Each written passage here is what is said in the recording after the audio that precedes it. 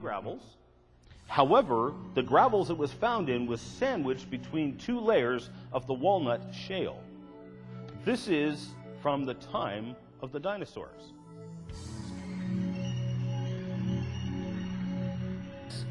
So let's take a quick look at ancient technology for a quick second. The two are kind of intimately related. Where do we see pyramids today? Where else? South America, Mexico, Peru.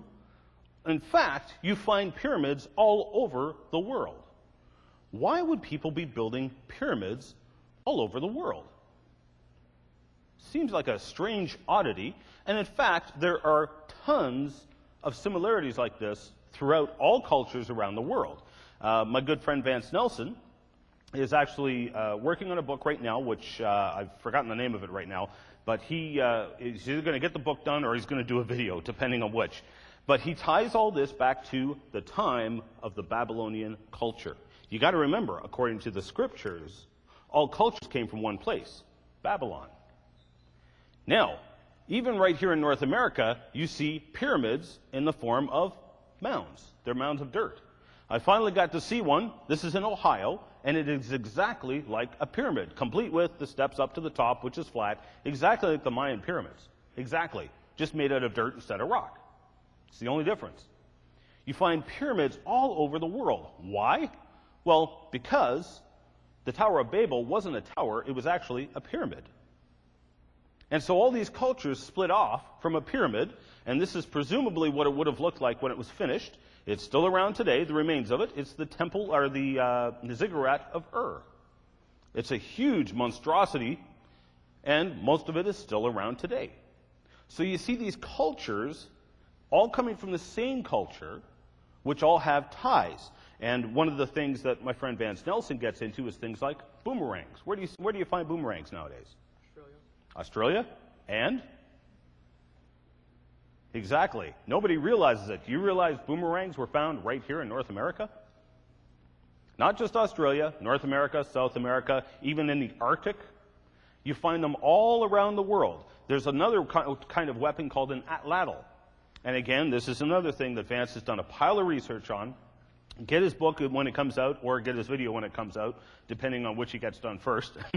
It is fascinating stuff, and I've been sworn to secrecy. I'm not allowed to tell you any more than that. But do get the book. It's going to be fantastic stuff. He ties it all back to the time of Babylon, and everybody came from one culture. Again, it lines up with the scriptures. Now, when you take a look at some of these ancient structures, for instance, you ask the Mayans, we can't figure out how they even built those pyramids. You see, people were more intelligent in the past. And today, the central air conditioning and heating system in those Aztec and Mayan pyramids still works. They just use natural cooling. It's a nice, cool temperature inside the pyramids. Why? Because they designed it that way. They were smart people. When you ask the Mayans and Aztecs, how did you build these pyramids, because nobody knows, they tell you a very strange story. They say they actually used drums and trumpets to move the stones. Now, I don't know about you.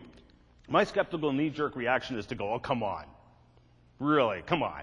Don't tell me that. But the thing that we got to remember is they obviously know something we don't. And our modern arrogance tends to get the better of us. We think we're smarter because that's what we've been taught. However, take a look at this one. These are called the Baalbek stones. There's actually 3 of them. They're called the trilithons. Each stone is in excess of 1 1,000 tons in weight. One single carved stone. They didn't just carve it, they moved it and built a temple on them. Here's another one, still sitting in the quarry. How on earth did they move those? Our best cranes today, we have cranes that will pick them up, but they take so much space, they can't pick them up there and move them to where they were. Our most modern advanced technology, and take a look at the cranes we got today. Now, a lot of people have just said, oh, they just used a whole bunch of people, some ropes and pulleys and logs. Makes no sense at all. They haven't done the math or the physics. It doesn't work. You'll snap the ropes, you'll crush the logs, and bury everything under the 1,000 tons or more of weight. So how on earth did they move them? Nobody knows. However, there has been a lot of talk. Again, if you talk to the Mayans and Aztecs, they claim they moved them with drums and trumpets. Some have claimed to actually witness these ceremonies where they actually levitated rocks using drums and trumpets. I don't know if it's true or not, but I do know there's been a number of patents over the years that have used acoustics to levitate things, and there's some that are still being worked on today. This is not far from here. This is down in Geneva, Illinois. This is a supposed acoustical levitation machine. It's on display in the Geneva Historic Society. And by the way, I had to get special permission to get these photographs, okay? They normally do not allow permission to, or normally don't allow you to take photographs. I've wanted to take photographs of this for years. Now, this one never actually worked, but the conclusion we were told by John Kopek, who was unfortunately died in 2004, John related to us that they concluded the reason it didn't work was because their tolerances weren't tight enough. But they suspected it could work. So again, this whole idea, is it possible they moved them with sound? Hey, maybe. All I'm saying is they were really smart people and they figured it out somehow in a way that we have not been able to figure it out. Mm-hmm. Could that explain the rock formations on Easter Island? Possibly. Yeah, because that's another mystery as well. Easter Island is another big mystery. The guy who built Coral Castle, he did it somehow. Nobody knows how. But again, he did it somehow, and he one of his comments in passing was he figured out how they built the pyramids. And that he never did tell people what he did or how he did it. Okay, now, coming back to the dinosaurs and humans thing. Again, what I'm trying to impress upon you, number one, people were very smart in the past, but they've also been around throughout all of Earth's history. That's what I've been trying to hit home here. Now, what you see here are actually pieces of soft tissue from a T-Rex bone.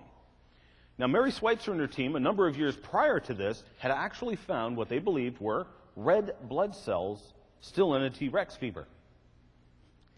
These are supposed to be 60 to 100 million years old, depending on who you ask. Every single scientific study that has been performed says that it is not possible for any soft tissue or blood vessels or blood cells to last 60 million years. They deteriorate and decay way too fast, even under the best of conditions. Even when you freeze them, they still deteriorate and decay. So, 60 million years old? Tell you what, even from a creationist perspective, as a creationist, I believe those bones are 4,500 years old. Even then, to me, it's still a stretch to believe that these tissues could still be soft after 4,500 years. And when I say soft, I mean soft. See that little stretchy part right there? They actually stretch that, and when you let it go, it actually pulls back into its original position. That's how fresh these things are. 60 million years old? I don't think so. Highly unlikely. Now, this is an interesting find. Unfortunately, a lot of creationists have bought into the flagrant lies, I will call it what it is, that several anti-creationists have propagated. This is the Joyeux Maru cryptid. A Japanese fishing trawler, the Joyeux Maru, was fishing off the coast of New Zealand. It was dredging off the bottom of the ocean. In their nets, they caught this huge dead creature that for the world sure looks like a plesiosaur. Now, plesiosaurs have different shapes. You can see how long the neck is on this one and how short it is on this one, how long the body is, etc. But plesiosaurs have a long neck, small head, 4 large flippers and a tail. Those are the key identifying features of a plesiosaur. Again, supposed to have been extinct some 60 million years ago, 100 million years ago, the time of the dinosaurs, basically. There's another view of the same creature. And there's the back view. And these are all, by the way, available on the website, getit.org, as well as an excellent article I'm going to refer you to in a second. So the gentleman who took these pictures was actually a qualified marine biologist. He couldn't identify it. And it caused a storm back in Japan. Now, unfortunately, what they did, because they're thousands of miles from home, they've got their life's catch, this is their livelihood, they didn't want to contaminate their catch, so they threw it back. Fortunately, Yano took pictures and documented it in drawings as well before they threw it back. Now, several key points here, and the article I want to point you to is by Malcolm Bowden. Did an excellent research report on this, and rather than reinvent the wheel, I will simply point you to his article and give you some of the highlights. Number one, okay, many anti-creationists, and unfortunately many creationists, have claimed it was a basking shark, a decaying basking shark. Hogwash. It cannot be a basking shark. There are a number of reasons why. The flippers are narrow at the body, not wide like a shark. You've seen the flippers on fish? Same principle. They're narrow at the tips and they get wide at the body.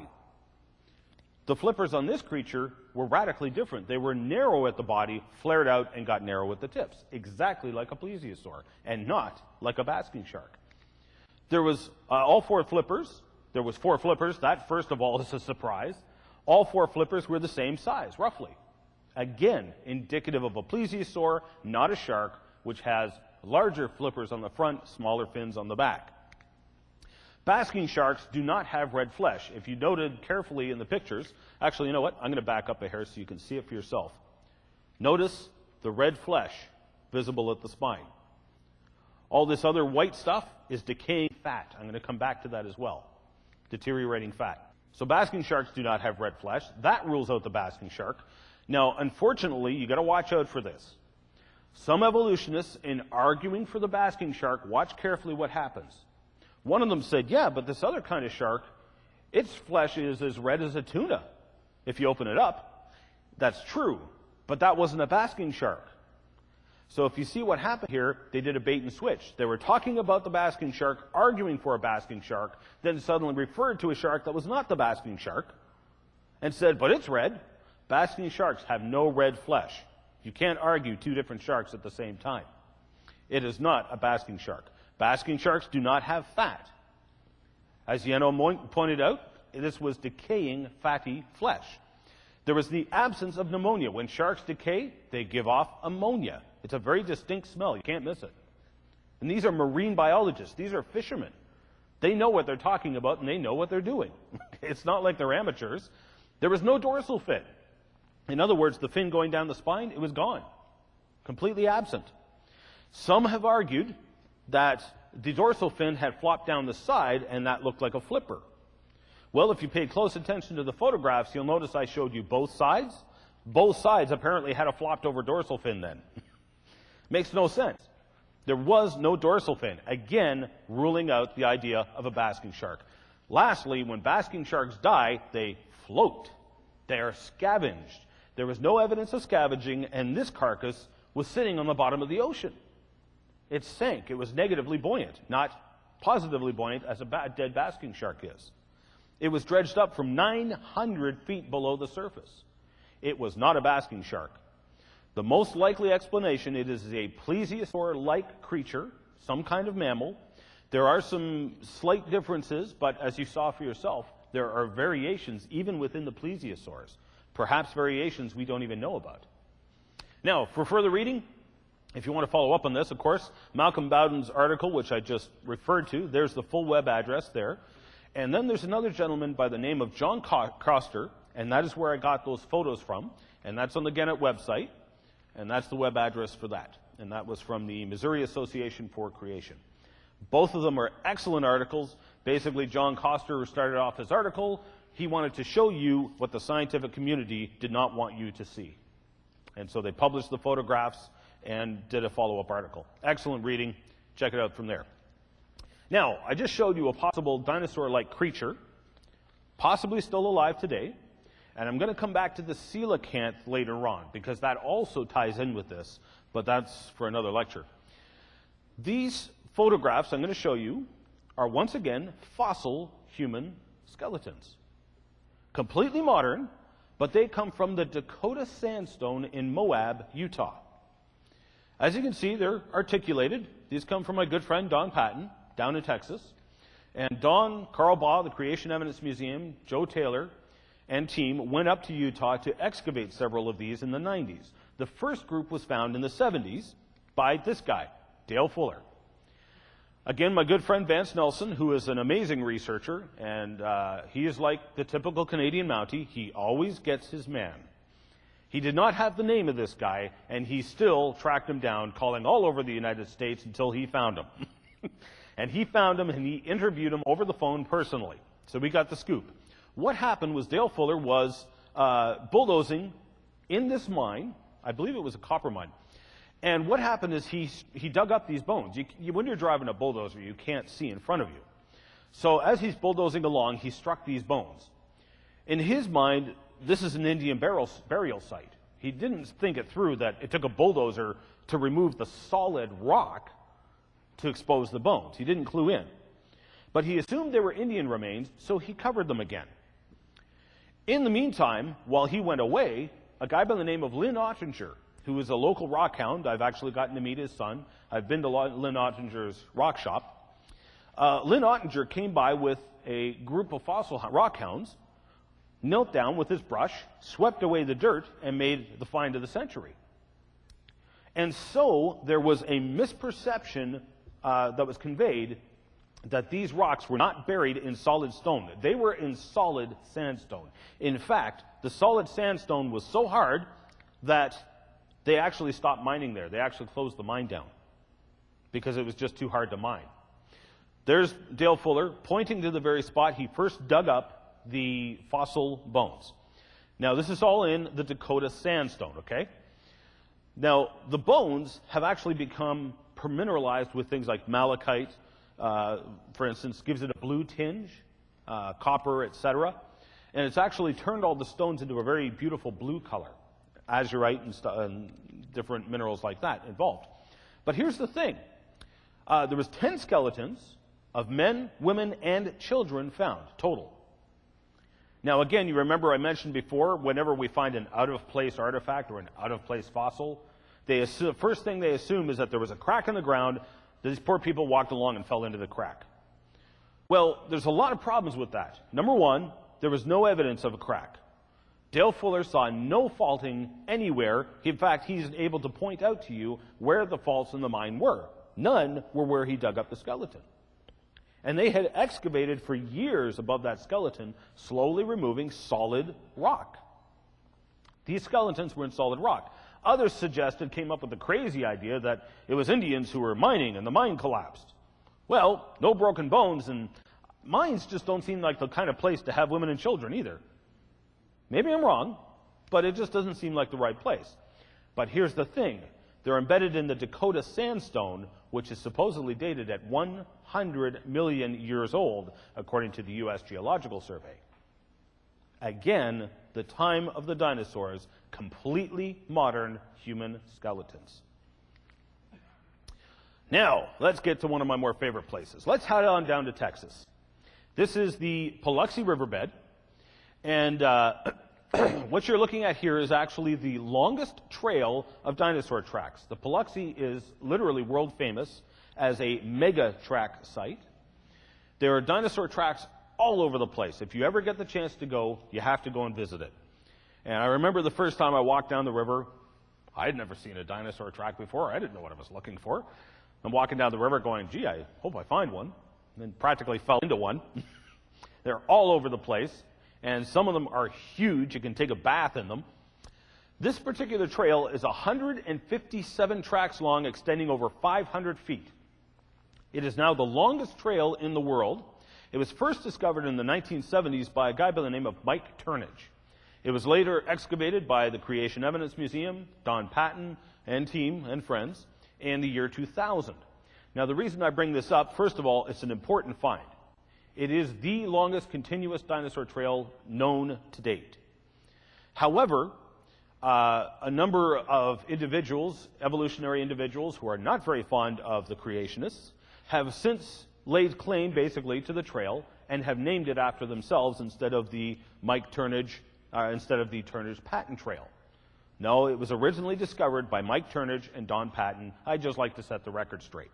It was a major find, but once again, the creationists get the short end of the stick because the evolutionists are basically in control of academia, and they say what goes and what does not go. Now, I want to take a look at the Paluxy situation, so you understand it. And first, I want to give you a tour through the exciting life of a clam.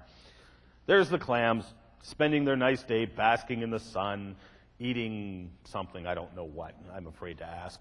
But anyway, clams, you'll notice, typically live in two ways. In this case, this is in Canada, they are buried, end up in the dirt, okay?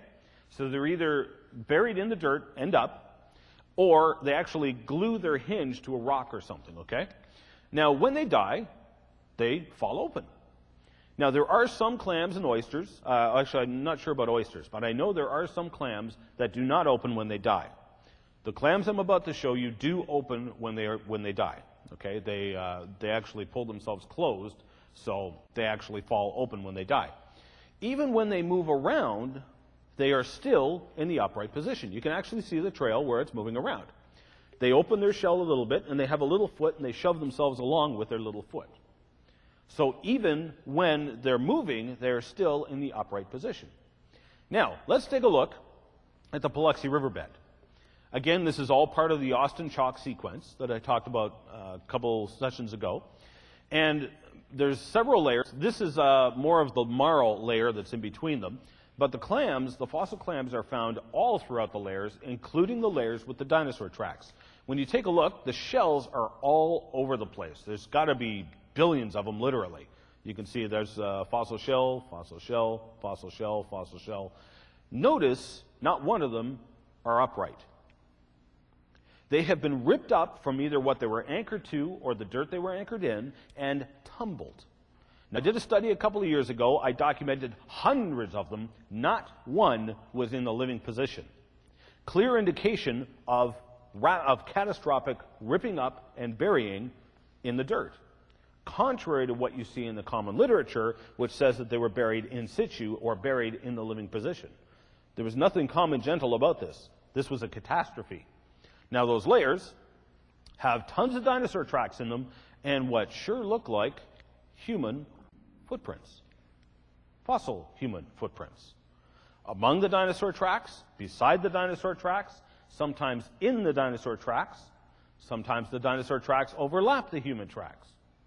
So let's take a look at some of those tracks. You saw some already. You saw footprints from the Taylor Trail the other day. That is the Taylor Trail right there. It is a sequence of 14 tracks, right, left, right, left, right, left. Now, some have tried to argue that the human-like prints are actually only badly eroded dinosaur tracks. Nonsense. First of all, when you take a look at the trail, the human footprint impression, while it does step in the dinosaur tracks, moves around and changes position within the dinosaur tracks, even eventually leaving the dinosaur trail and joining another trail going in the opposite direction.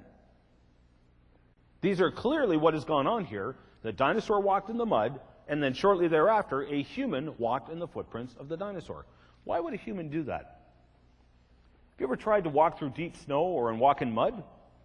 If you follow the footprints of another person, it's easier going, isn't it? Even dogs will do that. So it makes sense. It lines up with the human psyche that these would be human footprints. It's easier walking in the mud. It's that simple. Easier walking. So this rules out the idea that it is eroded dinosaur tracks. I'm going to give you other reasons for that. There's one of the tracks there. Again, fairly clear. You can actually see some of the toe impressions. This is the +5. This is one of the more vague tracks. This one comes from the upper Taylor platform. All 5 toes are there in the impression. However, pay close attention. Again, this is not some strangely eroded dinosaur track. The dinosaur track clear as day, there it is. The dinosaur track is raised. In other words, differential erosion has eroded away some of the rock, but left the rock inside the dinosaur track. But the human footprint that's in it is actually depressed into the rock. They're clearly not the same track. A human stepped on a dinosaur track. Now, I showed this one the other day. I'm going to go over it again real quick. And I'll bring it over to the camera again so the camera can get a good look. This is the Taylor -3B track. Let me grab my remote control, because I'm going to show you what happened next. This is one of the tracks in the Taylor Trail sequence. You can see the dinosaur track, clear as day, there it is. Again, I've painted this false color for the sake of cameras and audiences. But within that, you can see where the human footprint went in, left toe impressions and a heel impression, slid back, and when it lifted, it left an impression of all 5 toes, the ball, the arch, and the heel. The whole track is there. Clear as day, that is a genuine fossil human footprint. Some have said and thrown out the ridiculous ad hoc argument that these tracks were carved to be human-like. Tracks like this one were actually excavated under 10 to 18 inches of undisturbed limestone in the presence of multiple witnesses. These are not carvings. That is an ad hoc argument that does not stack up to the evidence, and people who say things like that need to spend more time in the Biloxi instead of sitting behind their desks and arguing. But anyway, here's what happened. The day after Don Patton went public with this track, they showed photographs of it. He said, "This is clear evidence that dinosaurs and humans lived together." The day after, somebody went into the Biloxi riverbed and smashed the track to smithereens. In fact, there were a number of the human fossil footprints that were smashed to smithereens, but only the human fossil footprints. Somebody does not want you knowing the truth. Bottom line.